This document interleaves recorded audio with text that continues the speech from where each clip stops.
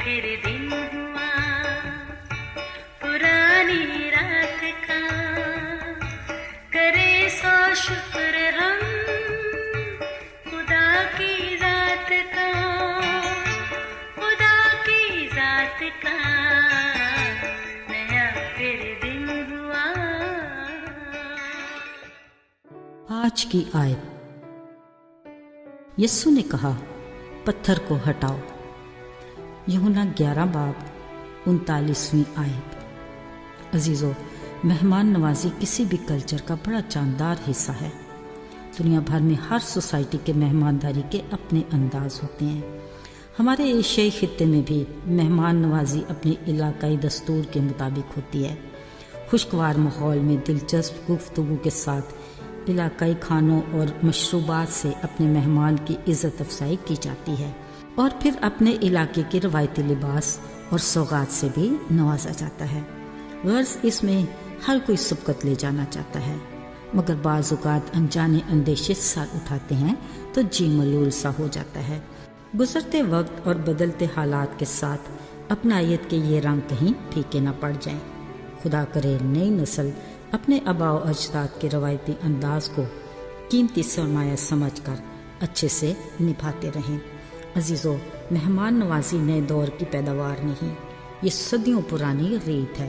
यीशु मसीह के ज़मीनी दौर में वो एक गांव में दाखिल हुए तो मर्था नाम औरत ने उन्हें अपने घर में उतारा और यीशु की खातिर मदारात में लग गई, जबकि उसकी दूसरी बहन मरियम यीशु के कदमों में बैठकर कलाम सुनने लगी। अजीज़ों, मर्था, मरियम और उनका भाई लाजर बैतनिया गांव में रहते थे। यीशु इस घराने से मोहब्बत रखता था और अक्सर वहां जाया करता था। एक दिन लाजर बीमार पड़ गया और किसी ने यीशु को खबर दी कि जिसे तू अजीज रखता है वो बीमार है।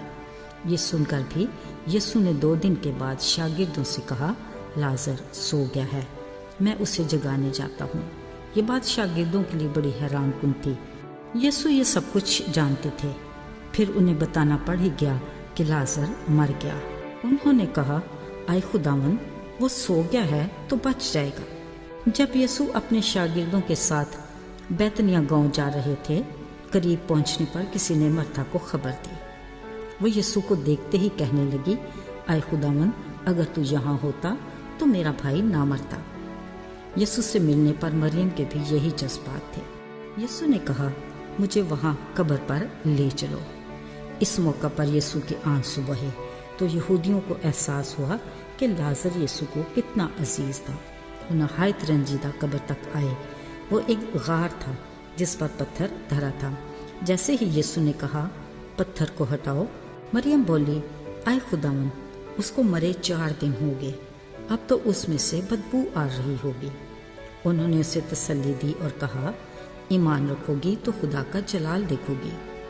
जब कब्र से पत्थर हटाया गया, यीशु ने आंखें उठाकर कहा, आए बाप, तेरा शुक्र हो कि तूने मेरी सुन ली। चाहता हूँ कि आसपास खड़े लोग ईमान लाएं कि तूने ही मुझे भेजा है। फिर बुलंद आवाज से यीशु ने पुकारा, आए लाजर निकल आ। जो मर गया था वो कफन से हाथ पांव बंधे निकल आया। उसका चेहरा रुमाल से लिपटा था। यीशु ने कहा, इसे खोलकर जाने दो। अजीजों, लाजर की बीमारी, मौत और जिंदा होना, ये सब कुछ यीशु के प्लान में था, जिसका मकसद बाप के नाम को जलाल देना, कुछ का ईमान लाना और बाकी लोगों के ईमान की मजबूती मकसूद था। यीशु के मौजज़ात की फहरिस्त बहुत तवील है। गौरतलब बात यह है कि शिफा पाने की आरजू करने वालों को उन्होंने कुछ करने को कहा, कोड़ियों को काहिन के पास जाने को कहा, अंधे के मट्टी लगाकर धोने को कहा, पानी को मैं बनाने से पहले पानी भरने को कहा। फिर जब ये अमल हुआ तो ईमान के साथ रद्द अमल में शिफा मिली। यहाँ जब यीशु ने कहा, कब्र के मुंह से पत्थर हटाओ, तो फौरन मरियम ने कहा, आए खुदावन, अब तो उसमें से बदबू आ रही होगी। ज़रा सोचिए, अगर इसी मायूसी ने कब्र से पत्थर ना हटाया जाता तो क्या मुमकिन था कि लाजर एक नई जिंदगी के साथ बाहर आ सकता? अजीज़ों, आज भी हमारी जिंदगियों में जिस्मानी और रूहानी मौजज़ात हो सकते हैं, मगर हमने अपनी बरक़ात के दरवाज़ों को अनापरस्ती, خود غرضی حسد کے پتھروں سے بند کر رکھا ہے۔ یاد رکھیے، جب تک ہم ان پتھروں کو ایمان کے ساتھ خدا کے حکم سے عاجزی، خاکساری، حلیمی سے پیچھے نہیں ہٹاتے، ہم شفا اور ہمیشہ کی زندگی اور اس کی برکات نہیں پا سکتے۔ یسوع کا فرمان ہے، میری طرف رجوع لاؤ گے تو میں تمہاری طرف رجوع کروں گا، مجھے پکارو گے تو میں جواب دوں گا، مجھے ڈھونڈو گے تو پاؤ گے۔ خدا من مبارک ہو جو ہر روز ہماری سنتا اور جواب دیتا ہے۔ آئیے دعا کریں۔ آئے باپ، ہم تیرے شکر گزار ہیں کہ جب بھی ہم تجھے پکارتے ہیں تو جواب دیتا ہے، کیونکہ تو زندہ ہے۔ آئے باپ، ہم کمزور ہیں، ہمیں قوت دے کہ ہم ان تمام پتھروں کو ہٹا سکیں جو ہماری شفا اور ہمیشہ کی زندگی کی برکات میں رکاوٹ ہیں۔ یسوع کے نام سے مانگتے ہیں، آمین۔